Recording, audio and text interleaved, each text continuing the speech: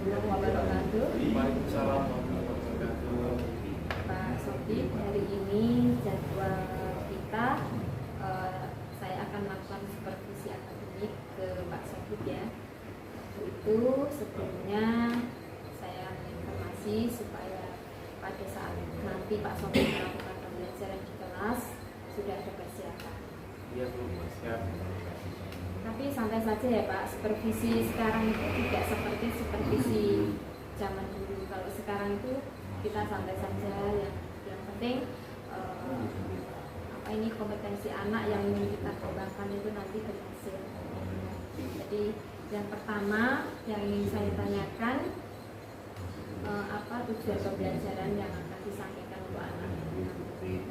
Jadi tujuan pembelajaran yang akan saya sampaikan kepada anak-anak nanti adalah peserta didik dapat menceritakan awal mula daerah dan tokoh-tokoh yang berperan penting dalam perkembangan daerah tempat tinggalnya. Ini materi pembelajaran apa Pak? Maksudnya tematik atau mapel? Mapel IPAS. IPAS itu ilmu pengetahuan alam dan juga sosial. Sekarang kan Ya. ini IPAS ya.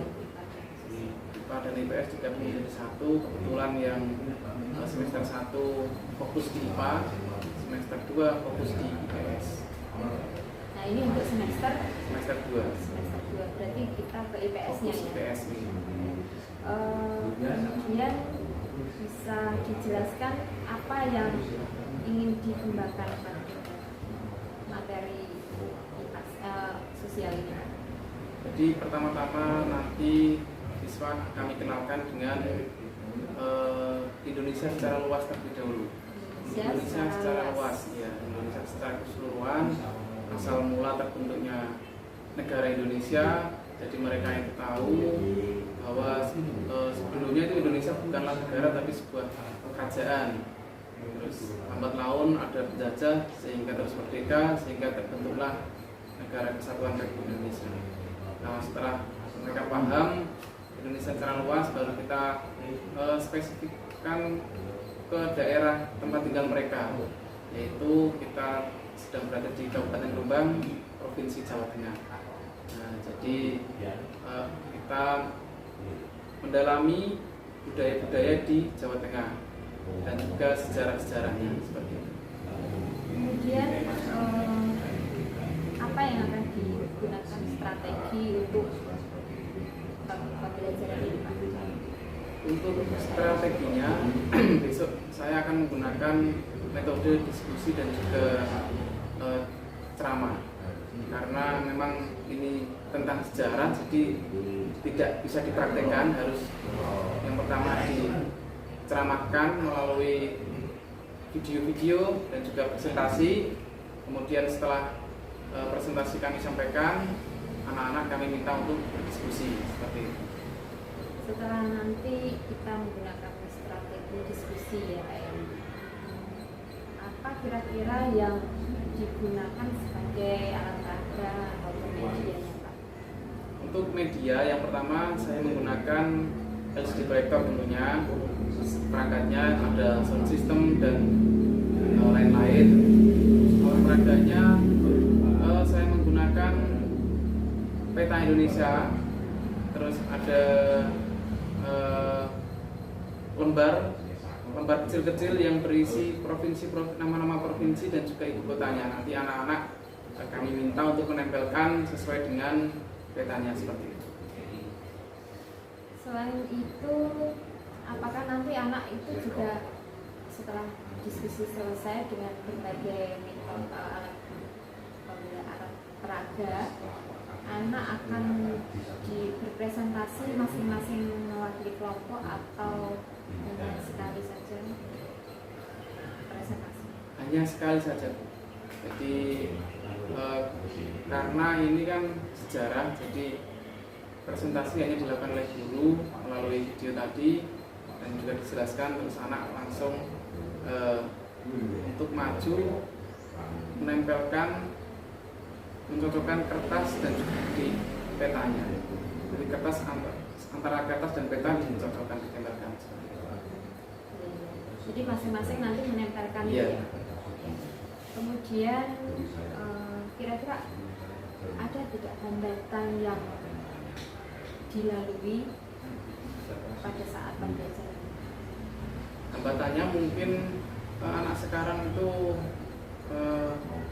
atau gimana gitu, karena dulu pelajaran tematik tidak berfokus pada IPS, jadi anak itu daerah selain daerah tempat tinggalnya jarang mereka ketahui. Jadi nama-nama provinsi di luar Jawa itu sangat asing bagi mereka. Itu juga termasuk salah satu hambatan karena mereka tidak tahu namanya, bagaimana bisa menempelkan. Nah, itu saya menjelaskan satu persatu bahwa daerah di luar Jawa itu masih banyak sekali. Di Jawa itu termasuk bukan pulau terbesar di Indonesia, jadi masih ada yang lebih besar daripada Jawa. Mereka harus tahu. Bagaimana supaya hambatan ini bisa membuat Pak Sofie lebih kreatif untuk untuk mencegah supaya anak-anak itu lebih meningkat lagi. Sejak saya tahu bahwa itu anak-anak tidak kurang wawasan tentang daerah-daerah, jadi saya mengeksplorasi, mencari materi-materi, memperkenalkan daerah-daerah lain di Indonesia, seperti di YouTube atau di Google, agar anak ini tahu bahwa di luar Jawa atau di luar tempat tinggal kita ini masih banyak sekali daerah-daerah dan juga budaya-budaya yang harus kita ketahui. Bagus itu Pak. Jadi nanti anak biar lebih semangat ya untuk mencari jawabannya. Sekarang kira-kira apa komitmen Bapak untuk pembelajaran ini supaya bisa berjalan dengan lancar dan bisa mencapai apa yang diinginkan? Sesuai dengan yang saya sampaikan tadi di awal, jadi saya eksplorasi pengetahuan siswa terlebih dahulu, seberapa jauh pengetahuan mereka, apa yang sudah diketahui dan apa yang belum diketahui. Nah, dari situ saya kembangkan yang belum diketahui, akan saya jelaskan secara rinci dan juga dengan media-media lebih gamblang, dan apa yang sudah mereka ketahui akan kami kuatkan seperti itu. Kira-kira siapa saja yang bisa membantu Pak Sofie untuk pembelajaran ini bisa berjalan dengan sesuai tujuan dan hasilnya juga secara optimal? Untuk pihak-pihak yang membantu, tetap kami itu yang pertama support dari kepala sekolah tentunya sebagai penanggung di sekolah kami. Terus kemudian peran orang tua juga sangat penting. Jadi selain kami sampaikan materi di kelas, di grup WhatsApp juga kami pantau perkembangan anak seperti apa. Hanya itu saja Pak yang mendukung? Mungkin kalau yang peran penting seperti itu, dan juga teman-teman guru yang lain, jika kami ada kesulitan pastinya tidak luput dari tanya kepada teman sejalan. Bagus itu Pak. Berarti ada kerjasama ya Pak? Ya. Ada kolaborasi. Yang terakhir Pak, kira-kira tindak lanjut apa yang untuk tindak lanjut,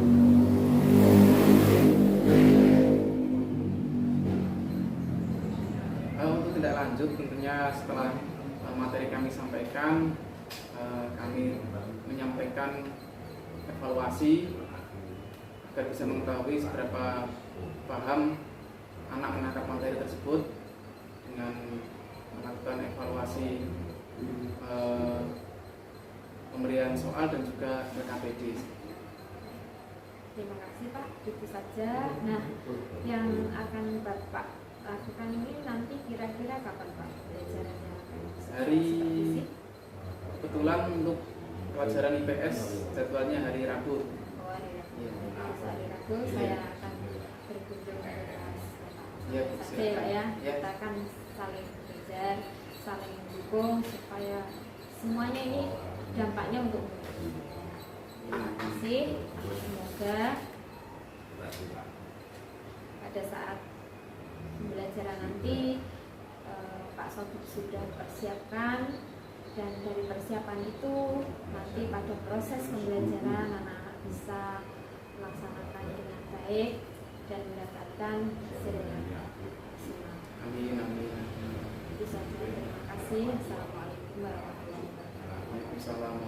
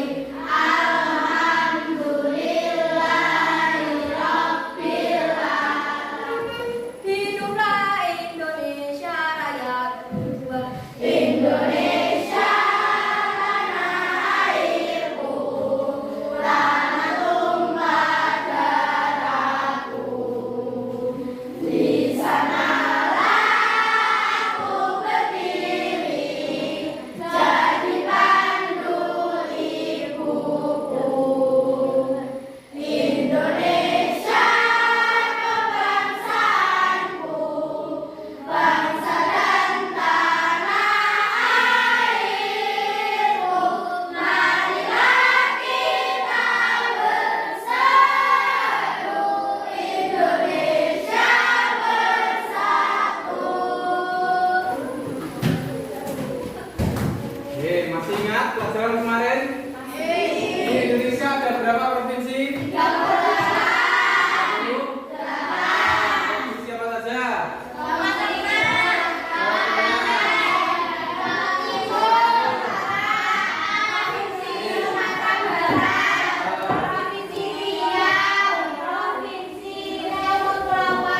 Semuanya ada berapa?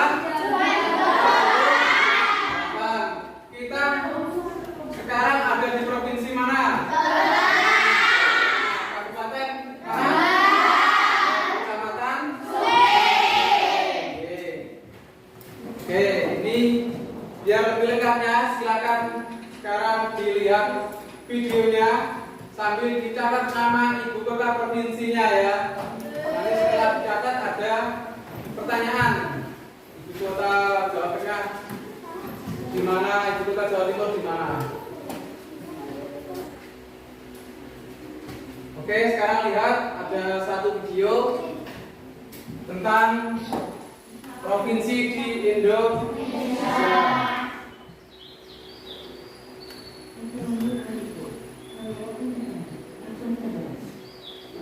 Senang sekali dapat berjumpa kalian hari ini. Semoga kalian tetap dalam keadaan sehat walafiat dan tetap penuh semangat.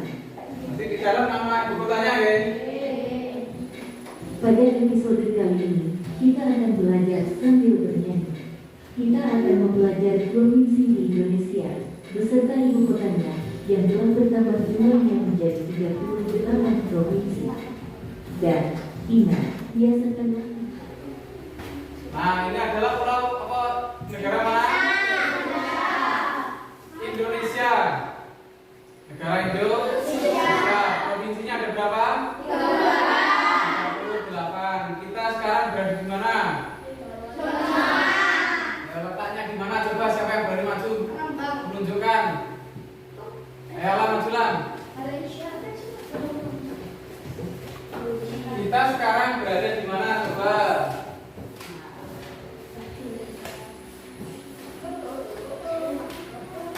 Di mana ini, Mai? Wah, ini Surabaya, berarti sawetannya Surabaya. Bali, misalnya di Bali.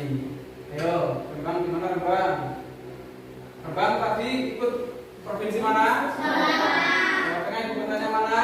Nah, berarti Rembang awal. Semarang, Semarang mana Semarang? Nah, ini dia. Nah, ini adalah Pulau Jawa. Rembang di mana? Nah, ini dia.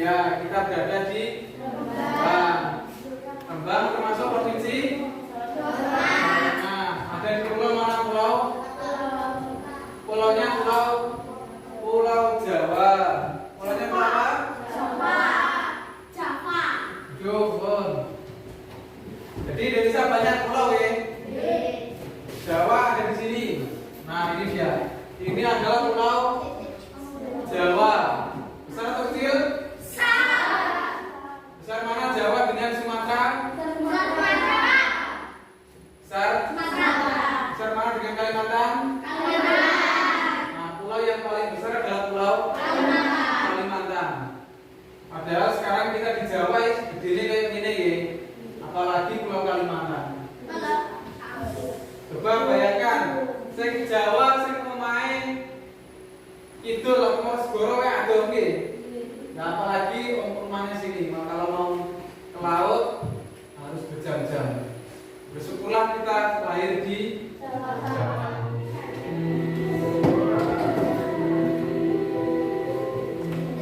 Sampai saat ini, mungkin masih banyak yang mengenal Indonesia dari satu daerah aja, yaitu Bali. Bali memang dikenal oleh dunia sebagai daerah tujuan wisata yang eksotis, dan gak heran sih banyak orang yang mempresentasikan Bali sebagai Indonesia. Tapi bagaimana dengan wilayah lainnya yang ada di negara ini? Bagaimana bisa satu pulau dengan pulau yang lain akhirnya bersatu dan menjadi seperti sekarang ini? Lalu dari mana sejarah Indonesia dimulai? Mari kita bahas lebih jauh.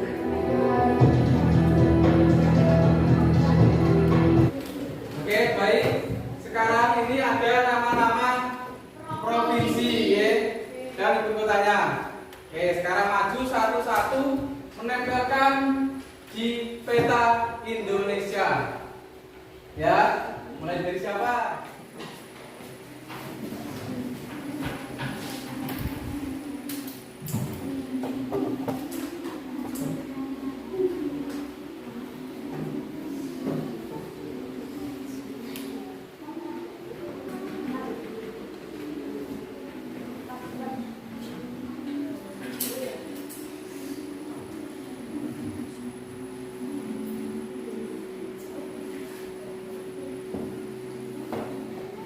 Ayo selanjutnya KPA.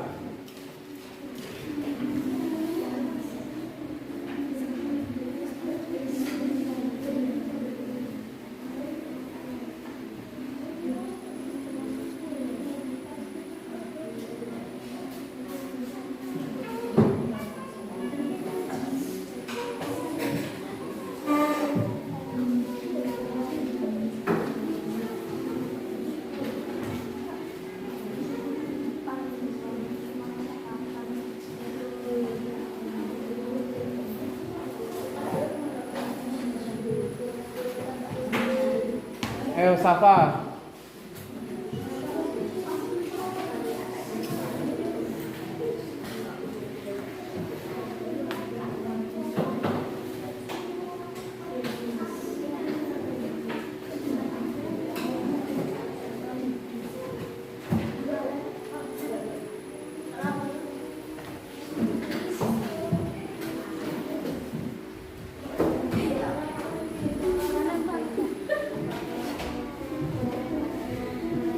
Balik.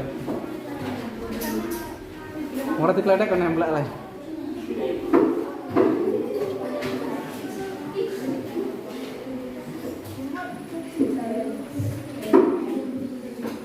Sinten mau?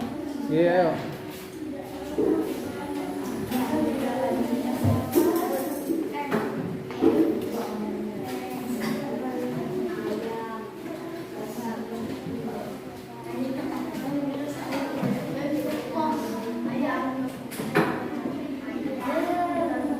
Ayo, Salim.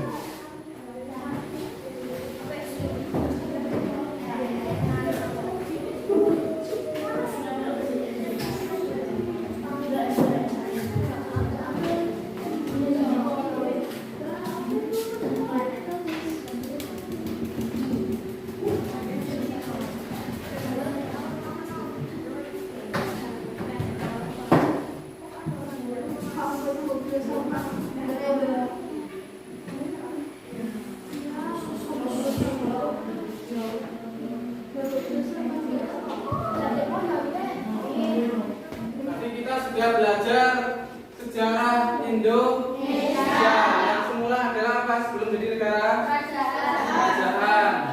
Indonesia ada berapa provinsi? 8. Ibu kota provinsi Jawa Tengah di mana? Ibu kota provinsi Jawa Timur? Oke, ini sekarang terakhir ini ada soal yang harus dikerjakan.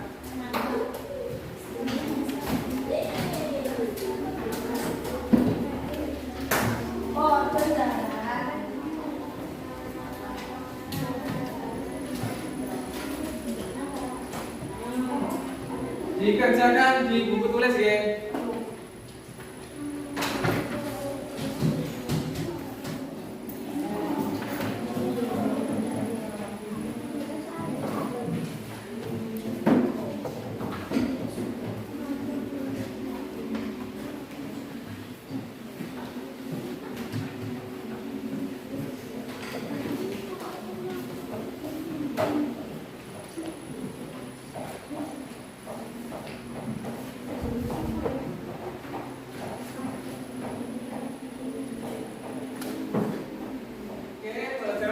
sudah selesai ya?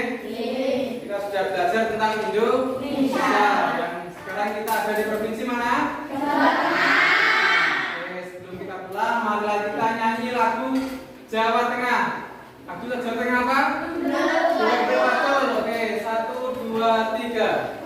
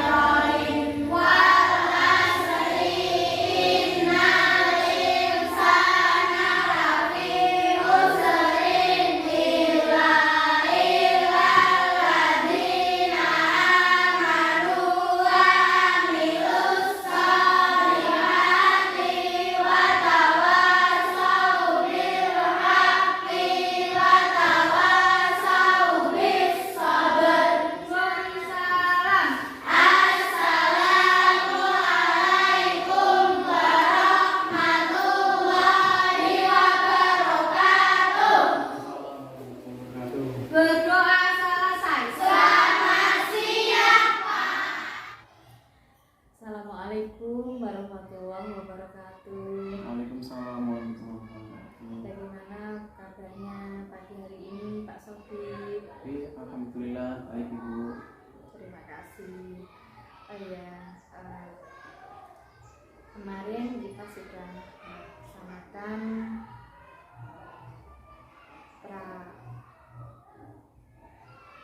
supervisi akademik dan observasi akademik. Saya mengucapkan terima kasih Pak atas waktunya karena saya telah diberi kesempatan untuk mengobservasi pasukan ya. Kemudian Pak Sofi setelah melakukan pembelajaran di kelas, bagaimana perasaannya kemarin itu? Dan sampai hari ini apakah Bapak sudah merasa puas atau bagaimana Pak? Saya merasa puas karena yang saya sampaikan sebagian besar sudah sesuai dengan yang saya rencanakan sebelumnya, seperti saya tuangkan di RPP. Berarti kalau menurut skala itu Bapak dari 1 sampai 10 kira-kira dalam pembelajaran itu Bapak sudah memenuhi skala yang keberapa? Insya Allah ke 8 lebih.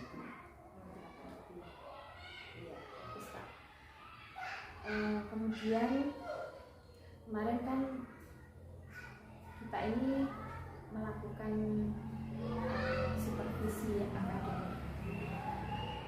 Bagaimana menurut Bapak, apakah pembelajaran yang saya supervisi itu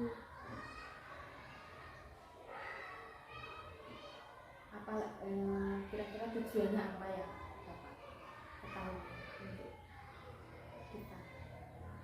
Tujuan pembelajaran atau tujuan supervisi? Tujuan supervisi. Sebelumnya kan untuk tujuan supervisi yang saya ketahui mungkin sebagai bahan evaluasi juga kepada kami sebagai pendidik. Evaluasi ya Pak. Terus apakah ada kekurangan atau mungkin ketidaksesuaian dengan apa yang saya rencanakan, karena biasanya seorang guru jika sudah di kelas itu suasana mengalir dan sering mengabaikan rencana. Jadi dengan adanya supervisi mungkin meningkatkan kefokusan kita. Jadi kita harus fokus, tujuan-tujuan yang sudah saya rencanakan harus terpenuhi dulu. Jadi menurut Bapak tujuan supervisi kita ini untuk lebih fokus ya Pak ya, dari pembelajaran yang sudah Bapak siapkan. Terima kasih Pak. Dari kemarin yang waktu saya observasi di kelas koma, ternyata pembelajarannya untuk anak sudah aktif Pak, sudah bagus, dan diskusinya juga sudah bagus. Kemudian pembelajarannya juga dari awal tujuan juga sudah disampaikan. Kemudian Bapak juga telah mampu mengelola kelas dengan baik. Juga pada saat dari langkah-langkah itu juga sudah sesuai yang ada di rencana Pak Sofi. Kemudian juga telah dilaksanakan presentasi, hasil diskusi, dan penilaiannya juga sudah tuntas. Nah, itu untuk pembelajaran kemarin sudah bagus. Yang kira-kira apa kendalanya waktu Belajaran. Iya. Kendala pasti ada. Contohnya kemarin karena kami menggunakan media elektronik, ada kendala teknis sedikit. Yang pertama, sound tidak nyala seperti itu.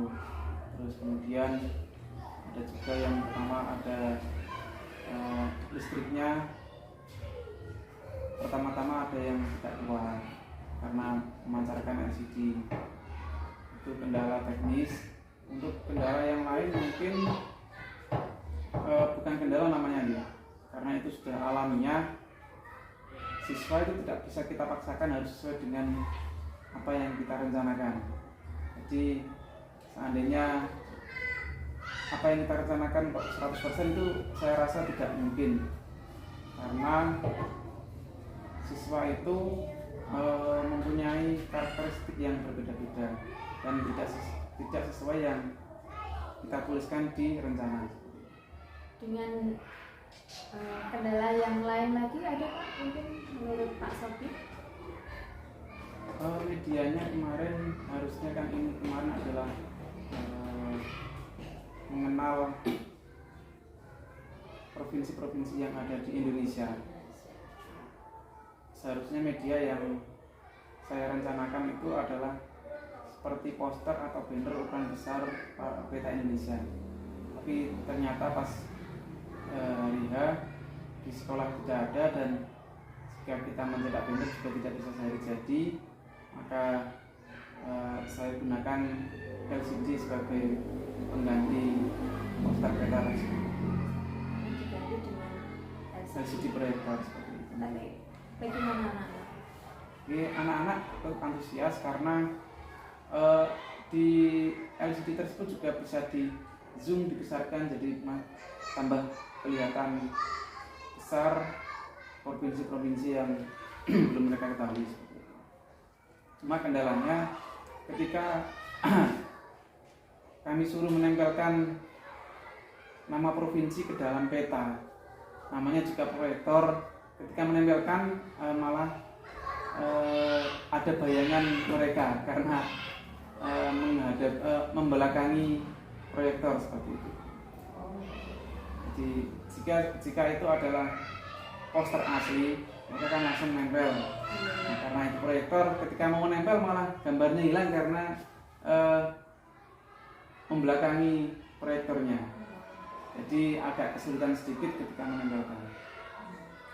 Mungkin langkah apa nih Pak kira-kira supaya anak-anak itu nanti tidak terjadi seperti itu lagi yang diinginkan Pak Sofi? Langkah apa supaya tidak terjadi bayangan-bayangan itu tadi? Oke, mungkin itu satu masukan untuk sekolah juga, kita lengkapi sarana prasarana juga termasuk media pembelajaran agar guru yang lain mungkin jika membutuhkan bisa langsung tersedia seperti itu. Dan juga menurut saya peta-peta itu juga sangat penting karena anak zaman sekarang itu ya ada Google, tapi kalau dia tidak mencari kan tidak tahu. Nah, dengan adanya peta mereka bisa tahu bahwa Indonesia ini mulai dari Sabang sampai Merauke terdiri dari banyak provinsi dan banyak pulau. Betul Pak. dari perbincangan kali ini, Bapak itu melakukan pembelajaran ini, strateginya menurut Bapak itu sudah puas atau masih ingin ditingkatkan lagi Pak untuk strategi? Dia namanya juga manusia pasti ingin selalu meningkatkan apa yang sudah kita laksanakan, karena pasti apa yang sudah kita laksanakan itu ada kekurangannya. Namun kembali lagi itu sebagai evaluasi juga kepada kami sebagai seorang pendidik, agar kedepannya kekurangan atau hambatan-hambatan itu bisa diminimalisirkan. Tapi untuk pengelolaan kelasnya sudah bagus ya Pak? Insya Allah sudah bagus. Untuk metode, apakah ingin lebih bervariasi lagi Pak, metode dari yang pembelajaran kemarin itu? Untuk metode itu lebih bagusnya harus bervariasi. Biar apa? Biar kami sebagai pendidik juga tidak jenuh dengan metode itu, apalagi para siswa juga tidak merasa bosan jika hanya menggunakan satu metode. Apa boleh tahu Pak kira-kira metode yang ingin ditambahkan misalnya apa? Mungkin metode yang sudah terkenal pada era ini, yaitu pembelajaran berbasis proyek. Itu yang ingin saya kembangkan di kelas saya. Gitu ya Pak, jadi Bapak ingin mengembangkan untuk proyeknya ya Pak? Iya. Bagus itu Pak. Kemudian bagaimana Pak setelah Bapak melakukan pembelajaran itu, kira-kira siapa saja yang mendukung pada saat itu? Tentu saja untuk pada saat pembelajaran yang pertama ada kepala sekolah, tentu saja yang sangat penting sekali. Terus kemudian keaktifan siswa itu juga sangat mendukung, serta rekan-rekan guru yang lain. Dengan kami juga sebagai manusia tidak luput dari kekurangan, pastinya kalau ada kekurangan bisa diingatkan sesama rekan-rekan guru. Iya, bagus itu Pak.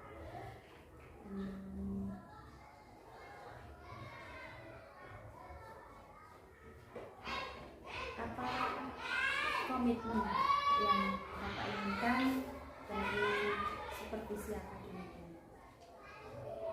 Yang kami inginkan mungkin jika kegiatan seperti ini bisa dilaksanakan mungkin bulanan atau triwulan, biar kami sebagai pendidik itu tidak terbawa arus kejenuhan, Bu.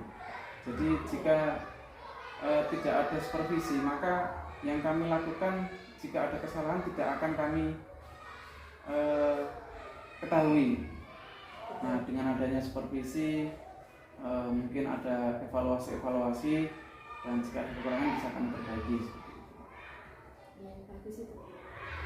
Berikutnya kira-kira setelah Pak Sopit, menurut Pak Sopit ya, kira-kira apa manfaat dari perbincangan saya dengan Pak Sopit kali ini yang bermanfaat? Jadi alhamdulillah bermanfaat sekali Bu untuk perbincangan kita kali ini. Ini juga membuka wawasan bagi saya bahwa pendidik itu harus disupervisi oleh atasannya. Dalam hal ini adalah kepala sekolah, lagi agar kita bisa mengevaluasi diri, bisa mengetahui jika ada kekurangan-kekurangan. Jadi di sini memiliki manfaat yang Memiliki peran yang sangat penting. berarti Bapak melaksanakan tugasnya sebagai pendidik, nanti ingin lebih ditingkatkan lagi Pak. Jadi, Saya berterima kasih sekali karena sebagai langkah pasca observasi supervisi akademik kali ini, saya kira sudah menghasilkan yang terbaik